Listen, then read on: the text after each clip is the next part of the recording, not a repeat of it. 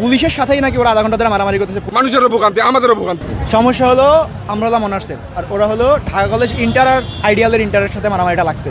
ওদের আগের গ্যাঞ্জাম ছিল, ওই গ্যাঞ্জামের ওরা বদলা নিতে আজকে আসছে। আইসা ইন্টার আইডিয়ালের মারতে পারে নাই। পুলিশ ওরা বলতেছে ঢাকা কলেজের ইন্টারের কথা হলো যে পুলিশ আইডিয়ালের ইন্টারের বলা মানে আপনার প্রোটেকশন দিতেছে এই জন্য। আর পুলিশের সাথেই নাকি ওরা আধা ঘন্টা ধরে মারামারি করতেছে, পুলিশ ওদের মারতেছে, ওরা ওদের পুলিশকে মারতেছে, এরকম একটা অবস্থা। এই জন্য ওরা পুলিশের উপরেই খেপছে যে আপনারা কেন ওদের প্রোটেকশন দিতেছেন, আমাদের যখন মারছেন তখন আপনারা করেছিলেন, এরকম একটা কথা।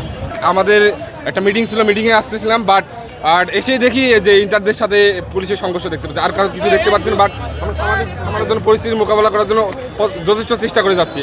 কিছুটা শান্ত হলেও আমরা পুরোপুরি শান্ত করার চেষ্টা করছি। আপনি কি ঢাকা কলেজের? হ্যাঁ, ঢাকা কলেজের অনার্সের স্টুডেন্ট আমি। বাট ইন্টারদের আমরা শান্ত করার প্রচুর চেষ্টা করতেছি, বাট পুলিশ অনেক টিয়ারশেল মারতেছে। ঢাকা আইডিয়ালের ইন্টারের এই ধাওয়া পাল্টা দেওয়া চলতেছে। আমরা শুনছি ঢাকা কলেজের একজন শিক্ষার্থীর মাথা ফাটাই দিয়েছে, আপনি কি জানেন? হ্যাঁ, এটা আমি আমার ক্যাম্পাসের ইন্টারদের কাছে শুনলাম যে মাথা ফাটাই দিয়েছে, এই জন্য তারা আক্রমণ চালাচ্ছে আর কি। বাট পুলিশ আইডিয়ালের দিকে আক্রমণ চালাচ্ছে, এদিকে যাচ্ছে, বাট পুলিশের বাধা হচ্ছে। পুলিশ বারবার টিয়ারশেল মারতেছে আমাদের ক্যাম্পাসের দিকে, জনগণের দিকে মারতেছে, কোথায় মারতেছে পুলিশ কোনো ঠিক রেখে নেই। এটা একটা সুষ্ঠু সমাধান না হলে এভাবে চলা যায়। মানুষেরও ভোগান্তি, আমাদেরও ভোগান্তি, সবারই ভোগান্তি হচ্ছে।